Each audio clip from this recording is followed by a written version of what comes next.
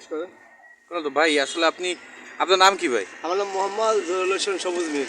সবুজ মির। এই যে গ্যারেজের এই যে কাজগুলো, এটা আপনি কতদিন ধরে করতেছেন? প্রায় 10 বছর। এই কাজ কোথা থেকে শিখছেন আপনি ভাই? এটা নিজের থেকে শিখছি। আমি আগে রিক্সা চালাতাম ঢাকা, পরে ওই ঢাকা ওই রাস্তাঘাট বন্ধ হয়ে যাওয়ার পরে ওই রাস্তা বন্ধ কি বিএপি রাস্তা বানায় আনাইছে, তখন ওই গাড়ি চালার শান্তি পেতাম না। 5 টাকার ভাড়া নিয়ে আধা ঘন্টা 1 ঘন্টা 2 ঘন্টা জামের মধ্যে আটকে থাকা লাগে, কারণ ওই পুরান ঢাকার মধ্যে গোসল করা লাগে, আর কোথাও যাওয়া যায় না। এই জন্য ঢাকা থেকে রাগ করে চলে আসছি, আসা দক্ষিণবঙ্গের মংলাপুর। সেখানে সেই অটো গাড়ি চালাইছি, অটো গাড়ি চালানোর পাশাপাশি আমি এই কাজে শিখছি। এই কাজে কি ধরেন ওই একটা তার ছিঁড়ে গেলে ওই তারটা দেখতাম যে কোথায় থেকে আসছে, ওই দেখতে হাতে আপনি এমনি দেখতে দেখতে শিখছেন আর কি? আপনার ওস্তাদ নাই আর কি? আমার ওস্তাদ নেই। তা চাকরি না করে এটা কেন করতেছেন? চাকরি করে কয় টাকা পাবো?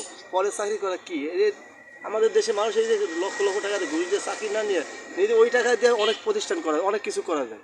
ওই টাকা দিয়ে ইনভেস্ট করলে অনেক কিছু করা যায়।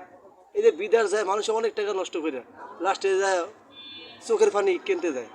বাপ মারে এদের বাপের মা কান্দে, চোখের পানি পরে যে যায় সেও কান্দে।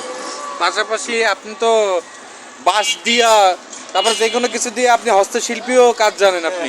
এইগুলো কাজ কিভাবে শিখলেন? এটা আমি ছোটবেলা থেকে আমার আম্মু। দর্শক, এই মুহূর্তে সবুজের গ্যারেজে আছি। গ্যারেজ আছে মুলাদি গ্যারেজ, এবং এই গ্যারেজে দেখছেন যে 16 ডিসেম্বরের জন্য সবুজ মিয়া কিন্তু এই দেখেন সর্বসাধারণের জন্য পানি খাওয়ার একটা সুব্যবস্থা করেছে। তার জন্য কলস এবং নিজেই কিন্তু এই সব পানির লাইন, এটা যে সব কিছু নিজেই কিন্তু এটা করছে, যে এখানে মানুষ যাবে পানি খাবে। হ্যাঁ, অনেক সময় অনেক দোকান থেকে পানি খাইতে গেলেও পানি দেয় না, ঠিক আছে, কিছু না খাইলে। কিন্তু সবুজ মির এই চিন্তা ভাবনা করেই সে কিন্তু এই কাজটা করেছে সর্বসাধারণের জন্য। 16 ডিসেম্বর উপলক্ষে কিন্তু এটা খুলে দেওয়া হয়েছিল। এই যে এখানে এখানে গ্লাস রয়েছে। আমরা একটু চলে যাবো সবুজ ভাইয়ের সাথে বাকিটি কথা বলবো। বলেন ভাই, এই আইডিয়া কেন আসলো আপনার মাথায়? আমি এক জায়গায় পানি খেতে গেছিলাম, পরে আমি কিছু খাইনি, না খাওয়ার পরে আমার থেকে পানি 2 টাকা রেখে দিয়েছে। লাস্টে গেছিলাম, মনে করলাম যে আমি নিজে মানুষকে পানি ফ্রি খাওয়াবো। এরপরে এখন এই রাস্তা দিয়ে রাজবিহাতে চলাফেরা, বিশেষ করে যারা প্রশাসনের যারা চাকরি করে তারা ওর সাথে গাড়িতে পানি থাকে না, হাতে পানি থাকে না। এই জন্য আমি এই যে আয়োজনটা করছি, যাতে তারা রাজবিহাতে যারা আমাদের পাহারা দিয়ে রাখে সবসময়, আমি তাদের একটা কিছু করতে পারি। এই যে সাধারণত এই আয়োজনটা করছি, যাতে আমার প্রশাসন বাইরে যাতে এই পানিটা সবসময় খেতে পারে।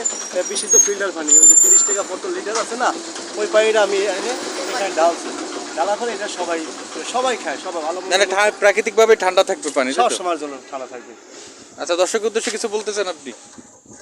আমার মতো সবাই এগিয়ে আসলে তো ভালো হবে, যে এরকম প্রতি ওয়ার্ডে বা কোনো থানার মধ্যে বড়, প্রতি থানায় বাংলাদেশের প্রায় 600-700 থানা আছে, প্রতিটা থানা যদি বড় করে একটা যদি তৈরি করে, এরকম করে বানায়, আমার দেখা দেখি তারা আমার মনে হয় সম্ভবত ভালো হতে পারে। ঠিক আছে, আপনাকে অনেক ধন্যবাদ। আপনাকেও ধন্যবাদ।